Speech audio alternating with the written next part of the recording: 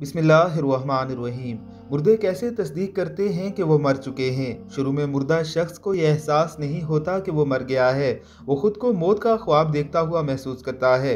वो खुद को रोता नहाता गिरा लगाता और कब्र में उतरता हुआ देखता है। वो हमेशा ख्वाब देखने का तासर रखता है। जब वो ज़मीन पर ढेर हो जाता है फिर वो चीखता है, लेकिन कोई उसकी चीख नहीं सुनता। जब हर कोई मुंतशिर हो जाता है और ज़मीन के अंदर तन्हा रह जाता है, अल्लाह उसकी रूह को बहाल करता है। वो आंखें खोलता है और अपने बुरे ख्वाब से जागता है।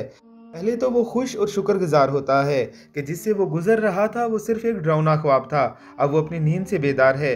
फिर वो अपने जिस्म को छूने लगता है जो कपड़े में लिपटा हुआ है।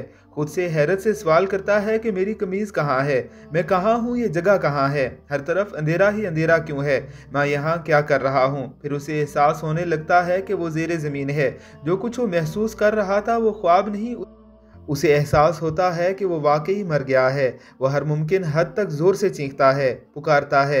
उसके रिश्तेदार जो उसके मुताबिक उसे बचा सकते थे, उसे कोई जवाब नहीं देता। वो फिर याद करता है उस वक्त अल्लाह ही वाहिद उम्मीद है। वो उसके लिए रोता है, उससे माफ़ी मांगते हुए उससे इल्तिजा करता है, या अल्लाह मुझे माफ़ कर दे या अल्लाह। वो एक नाकाबिले यकीन खौफ से चीखता है जो उसने अपनी ज़िंदगी के दौरान पहले कभी महसूस नहीं किया था। अगर वो एक अच्छा इंसान है तो मुस्कुराते हुए चेहरे वाले दो फरिश्ते उसे तसल्ली देने के लिए बैठ जाते हैं, फिर उसकी बेहतरीन खिदमत करेंगे।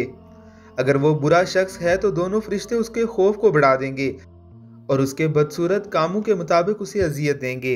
ऐ अल्लाह, मेरे और मेरे माँ बाप, बीवी बच्चों और मेरे ख़ानदान और दोस्तों के गुनाह माफ़ फरमा और हमें ईमान पर मौत नसीब फरमा। आमीन सुम आमीन।